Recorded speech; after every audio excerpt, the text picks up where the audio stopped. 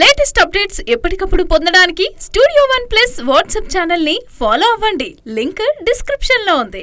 నందమూరి బాలకృష్ణ హీరోగా ప్రెజెంట్ అయితే back to back సినిమాలు చేస్తున్నారు.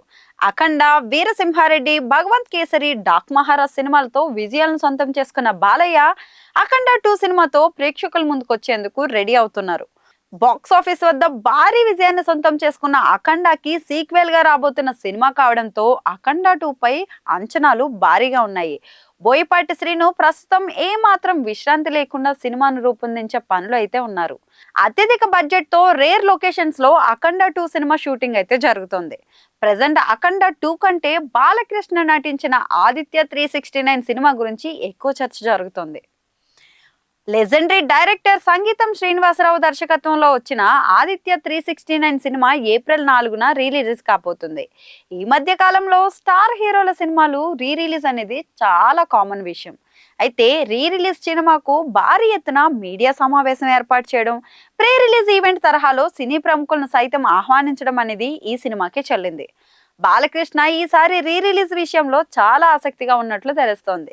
అందుకే మీడియా సమావేశంలో చాలా యాక్టివ్ గా కనిపించారు.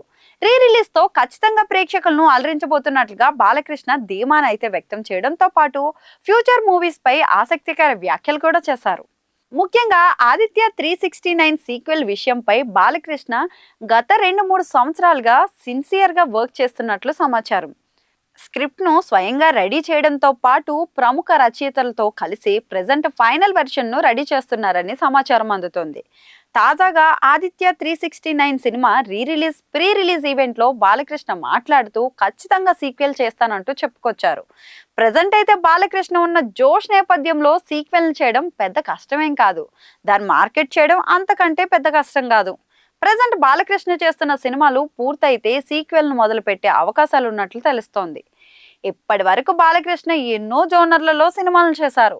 అందులో ఆదిత్య 369 సినిమా చాలా స్పెషల్ అనడంలో సందేహం లేదు. అద్భుతమైన కథా కథనంతో దర్శకుడు అప్పట్లో సూపర్ డూపర్ హిట్ ను సొంతం చేసుకున్నారు.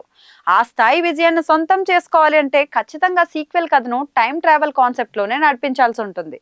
అంతేకాకుండా విభిన్నమైన స్క్రీన్ ప్లేతో ప్రేక్షకులను కట్టిపడేయాలి. సంగీతం శ్రీనివాసరావు పర్యవేక్షణలో సీక్వెల్ రూపొందితే ఖచ్చితంగా మంచి ఫలితం దక్కుతుందని బాలకృష్ణ ఫ్యాన్స్ తో పాటు అన్ని వర్గాల ప్రేక్షకులు, ఇండస్ట్రీ వర్గాల వారు ఖచ్చితంగా నమ్ముతున్నారు. సీక్వెల్ విషయంలో గట్టి పట్టుదలతో ఉన్న బాలకృష్ణ దర్శకత్వ బాధ్యతలను తానే చూసుకుంటాడా అనేది తెలియాల్సింది.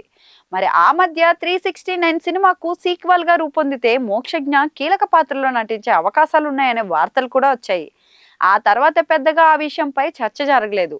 ఇప్పటి వరకు మోక్షజ్ఞ మొదటి సినిమా విషయంపై క్లారిటీ కూడా లేదు.